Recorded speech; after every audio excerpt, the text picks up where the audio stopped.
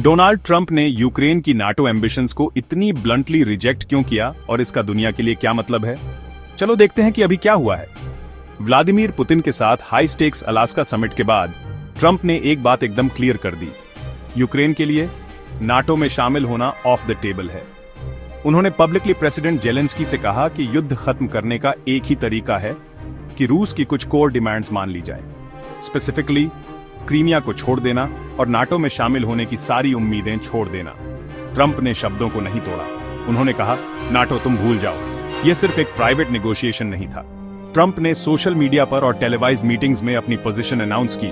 कभी कभी तो जेलेंस्की को भी ओवरशैडो और पब्लिकली क्रिटिसाइज किया, जिसे ग्लोबल मीडिया ने अनप्रेसिडेंटेड कहा।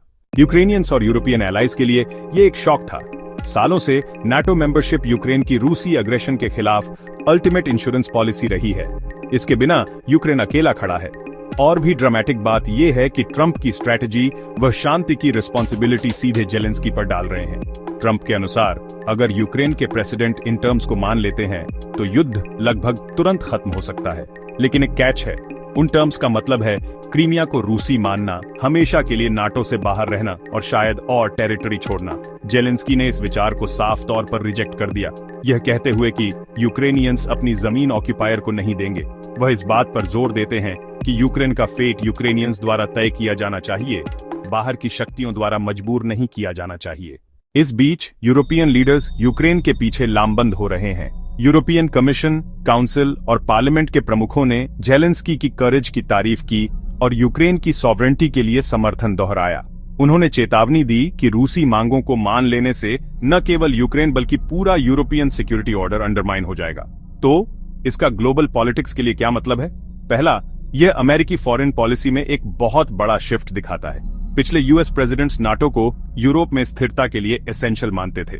ट्रंप इसके विपरीत नाटो को एक बर्डन मानते हैं और वह एक क्विक डील पाने के लिए एलाइज को साइडलाइन करने को तैयार हैं। दूसरा, यूक्रेन को न्यूट्रलिटी और टेरिटोरियल लॉसेस स्वीकार करने पर जोर देकर यूएस एक स्टेडफास्ट एलाई के रूप में अपनी रेपुटेशन को खतरे में डाल रहा है। रूस की सीमा पर मौजूद देश अब सोच सकते हैं, अगर अमेरिका यूक्रेन को छोड़ सकता है तो क्या वे अगले हो सकते हैं? आखिर में यह कदम रूस और अन्य ऑथोरिटेरियन रेजिम्स को एम्बोल्डन कर सकता है। अगर पुतिन को यूक्रेन में वह मिल जाता है जो वह चाहते हैं, तो और जगहों पर सिमिलर टैक्टिक्स को क्या रोकेगा? संक्षेप में, ट्रंप का यूक्रेन की नाटो बिड को रिजेक्ट करना सिर्फ एक युद्ध के बारे में नहीं है। यह यूरोप के लिए, ग्लोबल अलायंसेस के लिए और पूरे पोस्ट कोल्ड वॉर ऑर्डर के लिए एक टर्निंग पॉइंट है। वर्ल्ड अफेयर्स में और डीप डाइव्स के लिए बने रहें यहीं पर।